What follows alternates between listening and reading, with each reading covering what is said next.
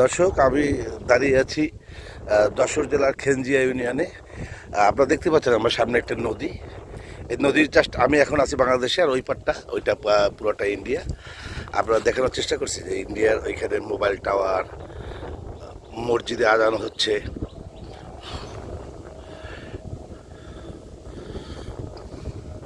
এই জায়গাটা যশোরে অবস্থিত, খেনজিয়া। সম্ভবত ইউনিয়নটার নাম খেনজিয়া ইউনিয়ন। খুলনা থেকে প্রায় 90 কিলোমিটার দূরে। চমৎকার একটি জায়গা। আসলে মন ভালো করার জন্য